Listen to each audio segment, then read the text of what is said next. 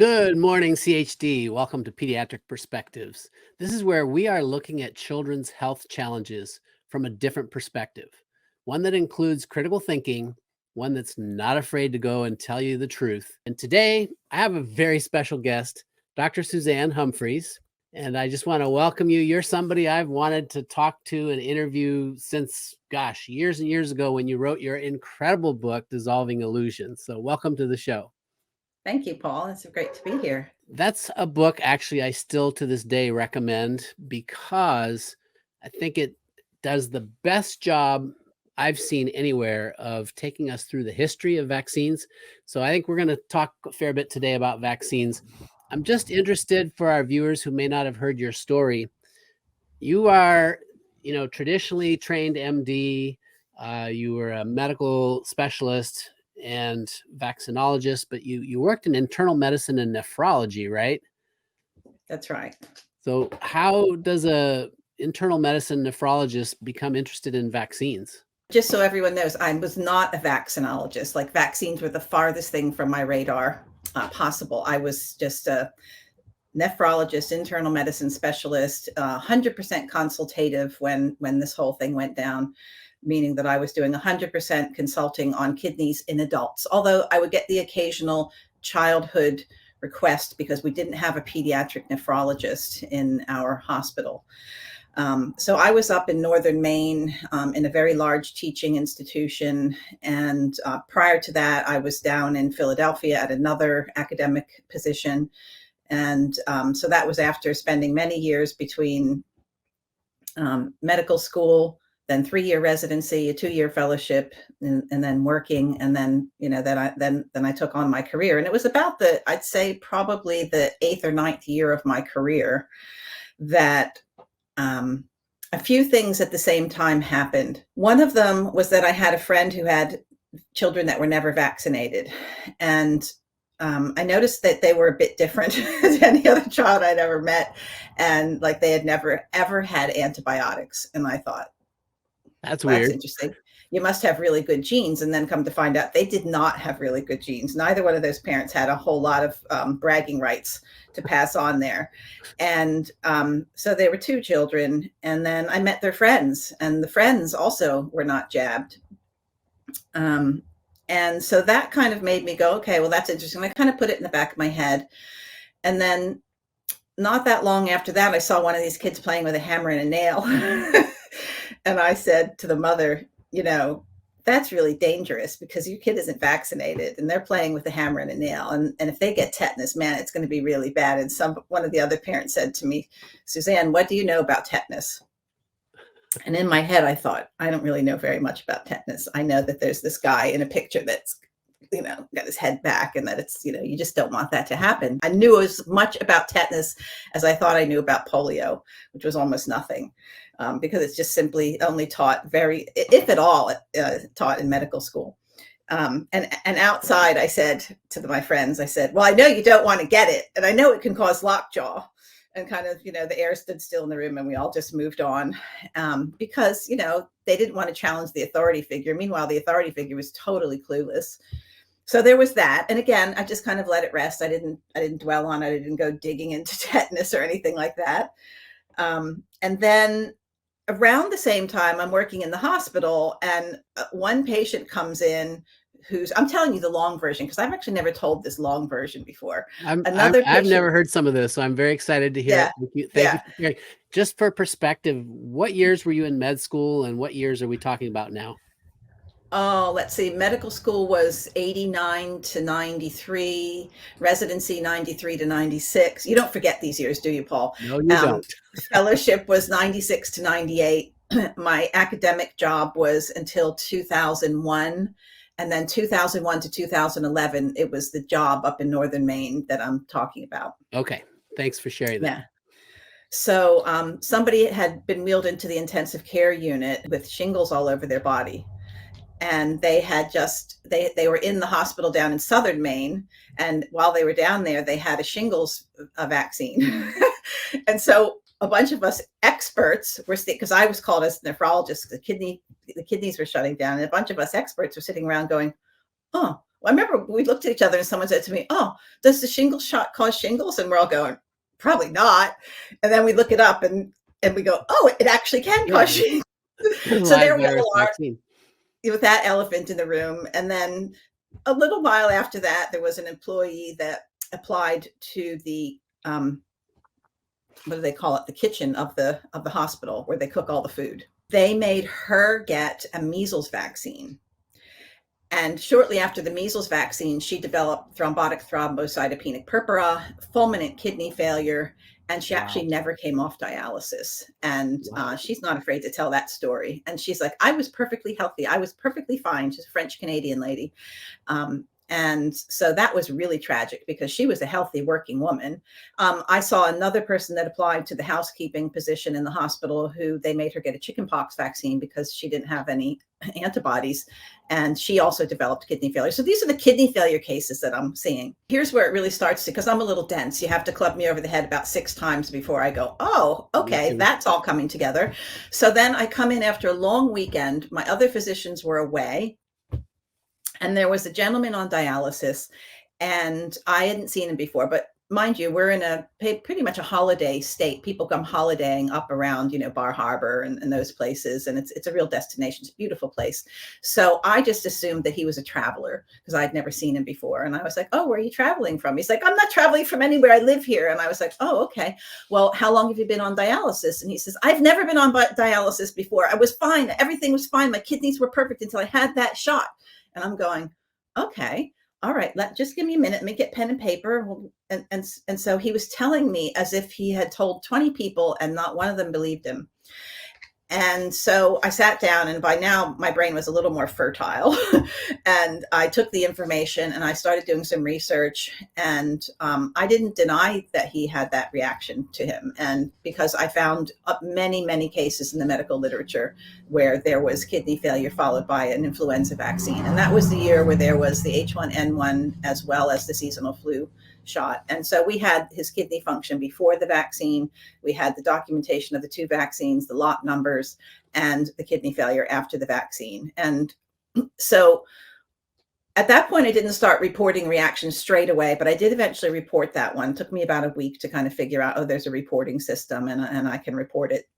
We reported none of the other ones that I told you about before. So there was that. And now the icing on the cake happens while I am in my office. And during lunchtime, I would walk over to the hospital and I would see the patients that I had admitted because we did our own admissions for kidney biopsies. And so I had this elderly woman who had a protein losing nephropathy, pretty serious condition. It's inflammatory condition. And I went to do the history and physical examination. And when I opened up the chart, there's an order in there. It was for a flu vaccine. And I thought, well, that's weird because how can there be an order with my name on it for science? So I thought I must have had the wrong chart. So I queried the nurse who told me that, no, that's the new policy, that the pharmacist can go in and counsel the patient with a little page from the CDC, one little pink piece of paper, and if the patient agrees that they will give the vaccine, whether or not the physician has no input whatsoever, Yeah, irrelevant standing position, orders. because we're just technicians, apparently. So she had got it. Her proteinuria got worse. She ended up bleeding after that kidney biopsy, which can happen, but it happened pretty severely. And if you review the changes in the blood that occur after flu shots, that will make sense because coagulopathic changes do occur. Wow. So that was when I started going and canceling flu shots on my patients straight away. Like if I knew a patient was going to be admitted, I would get there first. I'd be like, no flu shot, no flu. So that's when I went from being wonderful Dr. Humphreys, who, the experts in the hospital would come to deal with their vaccine injuries, their high blood pressure, et cetera. And then went to being a pariah who was tracked and traced pretty much for 2 years until they replaced me so that I could finally leave and be free. You were persecuted, if you will, and ultimately fired or replaced, as you say. No, not fired. I was never fired.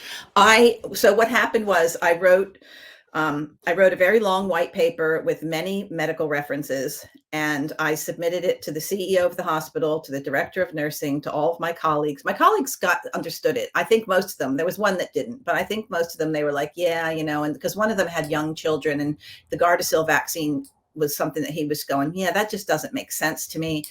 But they were not strong enough to support me, not strong enough to actually be vocal at all. And since they were cowards, Yeah. they're still working. They're still making probably $400,000 or $500,000 a year now. So good for them, right? I heard nothing back from the hospital administration. I thought they're going to really want to talk about this because this is a real thing with all these medical references. Nope, there was not a cricket heard. And then I got a letter from someone they had hired to answer me from Vermont. So this guy was something in the CDC. I don't know. Can't remember. I did a video called Honesty versus Policy, where I actually put his picture up, his mugshots on there, and the exact letter that he sent me is there as well. And he said, so never mind the actual thing that I discussed, which was kidney failure in my patient population from a flu shot. His evidence that it was safe to give to all people across the board, his medical references were that HIV patients can receive flu shots and they develop antibodies. That was his proof. Nothing about And safety. he said, they basically said, sit down, shut up, because this is going to become a measure in all hospitals nationwide. And it wasn't until later that a friend of mine who works in the high-level nursing job down in New Jersey informed me that the hospital doesn't get paid at that point unless there is either a flu shot within 24 hours of admission or a valid excuse why not. But obviously those valid excuses are frowned upon.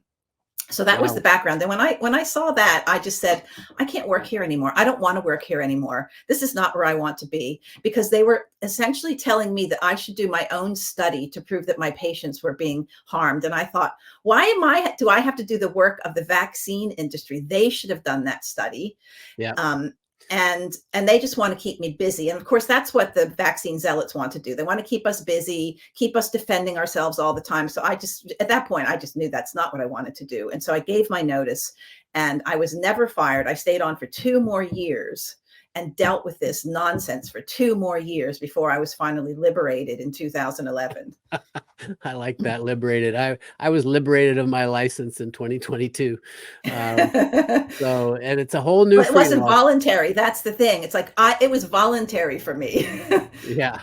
So this is fascinating. I did not realize that adult medicine was doing the same thing in the hospital as pediatrics. So what we saw in pediatrics was the Hep B shot for newborns, and it was standing orders. So my patients were the only ones who were refusing it, because I would do prenatal visits. So I educated them big time. When you go into the hospital, refuse. Don't ever let that baby out of your sight. Put signs all over the bassinet.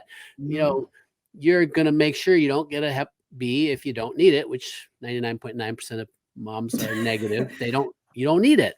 The babies aren't having sex and doing IV drug use with dirty needles. Anyway, but that's fascinating. This has been going on in all ages.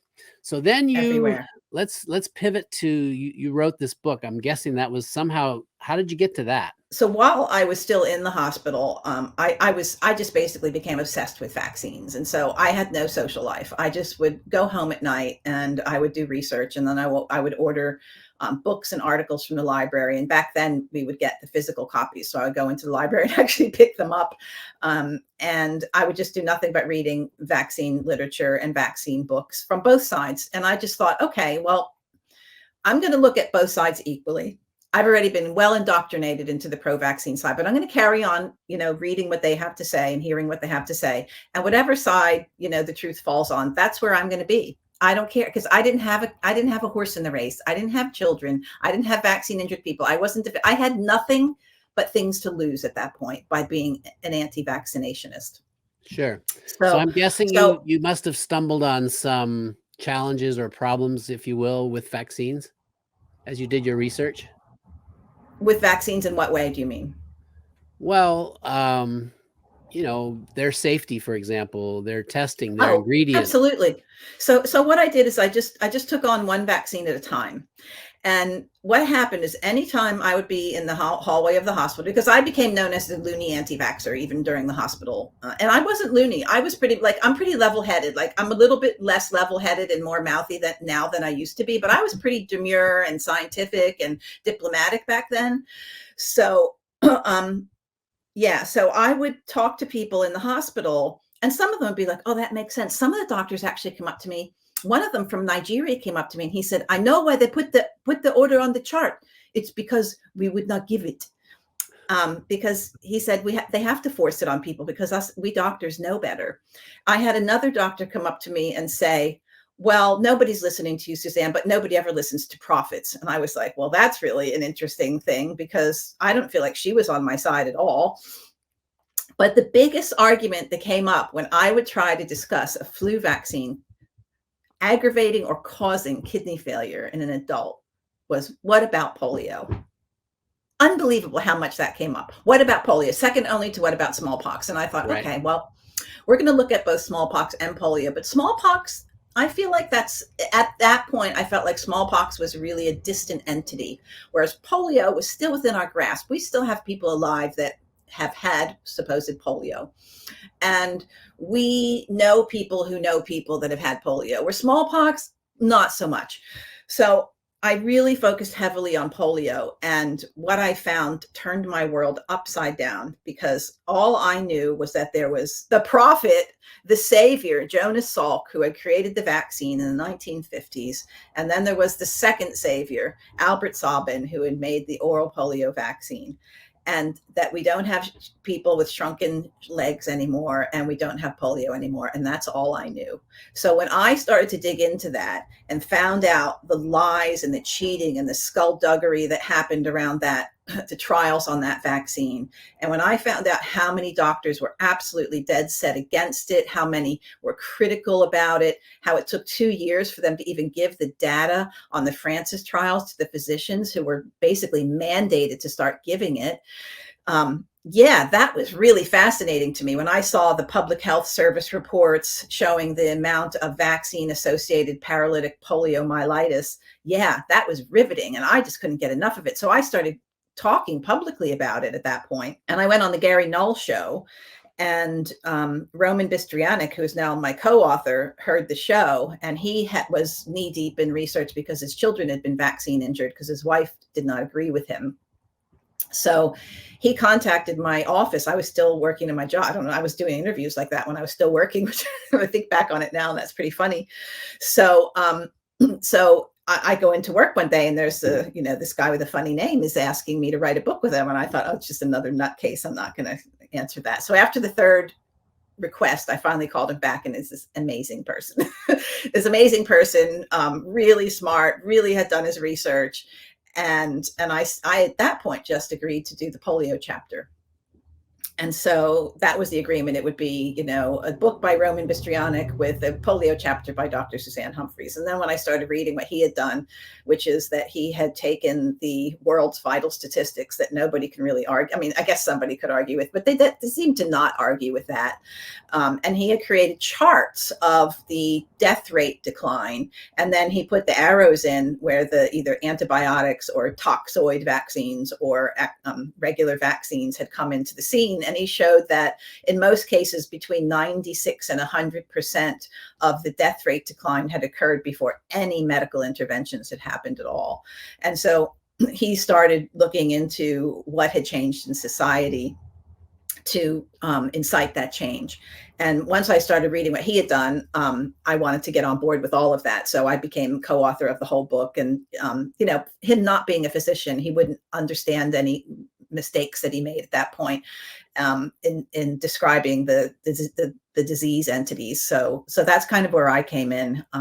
Pertussis, he had a lot written on pertussis, and then I wrote a lot more around that. So we basically just kept tossing the book back and forth to each other. And it was the most symbiotic relationship you could ever imagine. I mean, we worked so well together. It was meant to be. Yep. And well, so Dissolving Illusions is the name of that masterpiece book. And I have to tell you, when I saw those graphs that you're talking about, where you have most of the disease goes from way high almost to non-existent, and then the vaccine is introduced, Yeah. That was an eye opener, because when we read about the benefits of vaccines, they're always quoting the numbers from way, way pre-vaccine era, right? So this disease used to kill Uh-huh. so many people, and now, thanks to the vaccines, giving the vaccines the credit. When, what did you all find as the most important factors for reducing mortality from all these diseases for which we have vaccines? I will answer that. But I first want to say that all those graphs that we're talking about, you can look at for nothing by going to the website dissolvingillusions.com. But they're in color. We're in the book, the first book. They're in black and white. They're a little bit hard to read, but they've always been available on the website. We have free chapters on the website. We have free information on the website. We have where to order the old book, where to order the new edition of the book that's coming out this year. So go have a look at that. But in terms of the graphs, what we find when we see people like Paul Offit talking about them is you'll have the curve that's going down like this, right? Right. And so what they'll do is they'll take some, my hands are backwards. They'll take some data from up here, and then they'll take some data from down here. Yep. But they don't show you what happened in between. And that's really been a key factor. So when you look, and it's not just us. There is a book that is read by every medical student at Johns Hopkins. It is an infectious disease book. And I think we quoted that in Dissolving Illusions. And I continue to quote it because we are not the only people discussing this. We've never been the only people discussing this ever. For 225 years, there have been people discussing how humans become healthy so that they don't get sick and infected with these various microbes. Or I should say, don't get disease from these various microbes, because you can still become colonized with them. With all the research you've done on vaccines, are vaccines helping people become healthy? It's the complete opposite. In fact, we're seeing now a decline in the lifespan of humanity. We're seeing more infant deaths. We're seeing people in their 20s dying. We're seeing people in their 80s and 90s that are perfectly healthy being taken out by vaccines. And we saw that even before the COVID shot. It's not just the COVID shot, but with the COVID shot, it's been markedly enhanced. And no, I don't believe we put any charts in, because Roman wanted to write about COVID at one point. And I was like, oh, really? This is a history book. Let's not bring that in. It's just going to be we could do something separate on COVID. But we do touch on it a little bit here and there. So one of the things that really startled me in my research was that for 200, and I'd say because vaccines have been around for about 225, 226 years now. And for about 224 years, there have been many, many, many doctors where vaccines are given crying out in disgust and horror and regret that they had given vaccines to anyone. And because what they saw was healthy people declining into morbid sickness or mortal sickness and dying. So there have been doctors just like you and I, Paul, that long.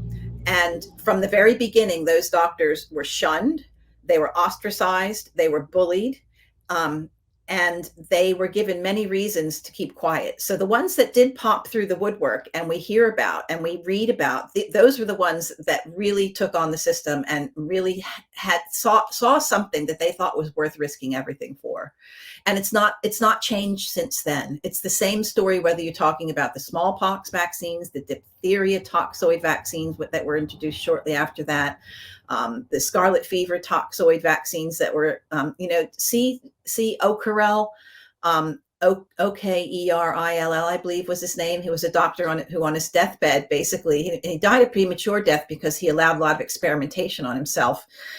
Good for him, though, right? But he basically said that that he regretted that vaccines had ever been a thing, and that if the public ever knew the truth, that they would demand an inquest, and it's better to just let vaccination die a silent death. Well, that didn't happen. This was published in the Lancet, by the way, in a column called Grains and Scruples. It's a fantastic little article, this guy. But he wasn't alone. There were many doctors since the inception that were just the same as you and I. And wow. So they were seeing this health decline in smallpox. We saw an actual 50% increase in the death rate when smallpox vaccines were introduced in the UK. So, and Roman put that data into the book and the information around that. So we've always seen worsening health, overall health in people who are vaccinated. It doesn't matter what the vaccine is. Now, does that mean that the vaccines don't work? In the case of smallpox, yes, the vaccine doesn't work. It's not even a smallpox. If we have time to get into that, we can get into it later. The Yeah, polio vaccine did not work. The only vaccine that I can say works, I still wouldn't give it. I still wouldn't accept it. right. Is the measles vaccine. And Mhm. maybe you could say chickenpox vaccine too, but they were never needed. And the horror and suffering that has happened as a result of those vaccines is certainly not worth the elimination of the disease. And Right. even the person who was the public health official at the time of the measles vaccine being brought out, Alexander Langmuir, said, we don't need to get rid of measles. It's an inconvenience. And so when someone asks me why I want to get rid of it, I answer the way Sir Edmund Hillary answers when people ask him why he climbed Mount Everest, because it's there and it can be done. It was never because scores of people were dying. He said it was a stable disease of low morbidity, low mortality that circulates freely without causing much trouble. But you know what? It's keeping children home from school, and it's keeping parents from being able to go to work. And we can get rid of it in just 1 year with just one shot. And see, that's another recurring theme in every vaccine, including the smallpox vaccine, the polio vaccine, the COVID vaccine. It's always been just one shot. And then 6 months later, we hear, it Yeah, we wasn't need a actually just booster. one shot to part of the population. You all have to get it forever and ever and ever. And we're never going to take it off the schedule. And that's pretty much the recurring nightmare story that we're in. Wow. Well, you and I could talk vaccines for a day. I think we're going to have to wrap up this segment, unfortunately. So I think in wrapping it up, if you could just summarize, I'm going to just say two things. First of all, is today's childhood vaccine schedule dangerous? And the flip of that is, well, what do we do if we don't do vaccines? Yes, today's vaccine schedule, in my opinion, is very dangerous, especially at birth. As you say, look, they know it's dangerous, Paul. What do they have ready and waiting in the NICU when they're giving premature babies hepatitis B vaccines? Are they standing aside with a crash cart and caffeine? Yes, they are. So they know it's dangerous. The NICU nurses know it's dangerous. You and I know it's dangerous. You and I have seen the vaxxed and the unvaxxed. We've seen the movie. I've traveled on the bus. You've probably spent some time on the bus with Polly. For me, I wasn't a child pediatric person. So that didn't hit me until I joined the VAX team for a short period of time. And I started seeing more unvaccinated children and more terribly vaccine injured children. And yes, are there some people out there that get vaccines and seem okay? Yes, there are. But is it worth brain damage and physical damage that occurs to these kids for diseases that have relatively low morbidity and mortality? No, it's not worth it. And when you see the difference between vaccinated and unvaccinated children, I don't believe any parent, if they actually lined them up, 100 on each side, would ever choose to do it. And Yeah. that's the problem, is they say, but what will I do instead? So they all try to rationalize with themselves. They try to pick two vaccines they'll give, and it's always two different vaccines, or they'll do homeopathic vaccines, which in my opinion, probably not doing very much at all. So what can we do? There are some vaccines that could be stopped immediately without affecting the herd at all. Okay, we could stop all the toxoid vaccines. That's your diphtheria vaccine. That's your tetanus vaccine. We could stop the hepatitis B vaccine at birth without causing any ill effect upon, according to them. Okay, I'm talking to the pro vaccine, without causing any ill effect. We could stop the chickenpox vaccine without causing any ill effect upon the population. It's a disease that, if you know how to handle and treat the skin, you're not going to end up with staphylococcus or any kind of serious trouble in an immune competent child. And there are some, Gardasil could be stopped straight away.